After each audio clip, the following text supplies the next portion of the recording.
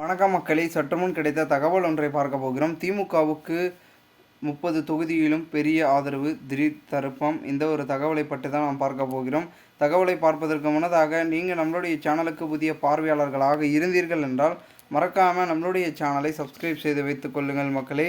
திமுகவை பொறுத்த வரைக்கும் பெரும் விதத்தில் ஆதரவு கூடும் அப்படின்றது அவர்களுடைய கணிப்பும் உளவுத்துறையின் கணிப்பும் நம்மளுடைய மு.க.ஸ்டாலின் அவர்களுக்கு கூறப்பட்டிருப்பதாகவும் கூறப்படுகிறது.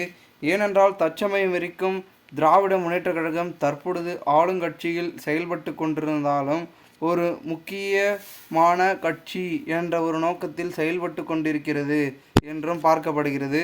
அதன் முதன் காரணமாகத்தான் திராவிட முன்னேற்றத்தை எதிர்த்து போட்டியிட்ட கட்சிகள் என்னதான் பெரும் வாரிய வாக்குகளை பெற்றாலும் ஒரு சில இடங்களில் நம்மளுடைய திராவிட முன்னேற்றக் கழகமே வெற்றி பெறும் அப்படின்னு பார்த்திங்கன்னா சொல்லி கொண்டிருக்கிறார்கள்.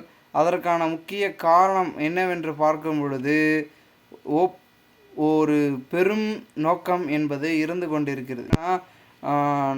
பெரும் விதத்தில் பார்த்திங்கன்னா திராவிட முன்னேற்ற கழகம் ஒரு சில இடத்துல பின்வாங்கல் என்பது இருப்பதற்கு முக்கிய காரணம் நீட், அதன் பிறகு பெரும் விதத்தில் இருக்கக்கூடிய நம்மளுடைய வாக்கு உறுதிகளை பார்த்திங்கன்னா நிறைவேற்றாமல் அதனை காலதாமதமாக்கி கொண்டே போய் கொண்டிருக்கும் நம்மளுடைய திராவிட முன்னேற்ற கழகம்.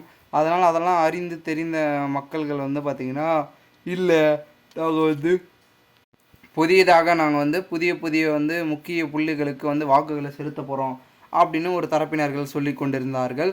இதனால் உளவுத்துறை இதையெல்லாம் சொல்லி கொண்டிருக்கும் சூழலில் திராவிட முன்னேற்ற கழக பெரும் வாரியான இடங்கள் என்பது அவர்கள் குறிவைத்த இடத்தை தாண்டி ஒரு சில இடங்கள் மட்டுமே தான் இருக்கிறது அல்ல. மற்ற இடங்களில் அவர்களுக்கு ஆதரவு என்பது சற்று குறைவாகத்தான் காணப்படுகிறது அப்படின்றதையும் பார்த்திங்கன்னா தெள்ள தெளிவாக குறிப்பிட்டு கொண்டிருக்கிறார்கள். இதனால் பல விதமான விஷயங்கள் ஒரு பக்கம் நடந்தாலும் கூட திராவிட முன்னேற்ற கழகம் மீண்டும் அதே நிலைமைக்கு வருமா? இடையில் வேறு சாணதான தர்மத்தை குறித்து உதயநிதி அவர்கள் வேறு பேசிவிட்டார். அதன் சர்ச்சையாகவே இந்திய கூட்டணியில் பல விதமான சிக்கல்கள் இருப்பதனால அதற்கு எதிராக இருக்கக்கூடியவர்கள் கூட தமிழகத்தில் வாக்கு செலுத்துவதற்கு மிகவும் குறைவா அப்படின்னு கேட்டிங்கன்னா அது வட மாநிலங்களில் மட்டும்தான் அதுக்கான பாதிப்பு ஏற்படும். தமிழகத்தில் ஒரு சில இடங்கள் ஏற்பட்டாலும் மற்ற இடங்களில் கூட்டணியில் தான் பார்த்திங்கன்னா பாதிப்பாக அவங்களுக்கு அமைந்து கொண்டிருக்கிறது என்று பார்க்கப்படுகிறது. பொறுத்திருந்து பார்க்கலாம் என்ன நடக்கிறது என்பதை. மேலும் இது போன்று நீங்கள் அரசியல் சார்ந்த நிகழ்வுகளாம் தெரிந்து கொள்ள சேனலை சப்ஸ்கிரைப் பண்ணுங்கள். நன்றி.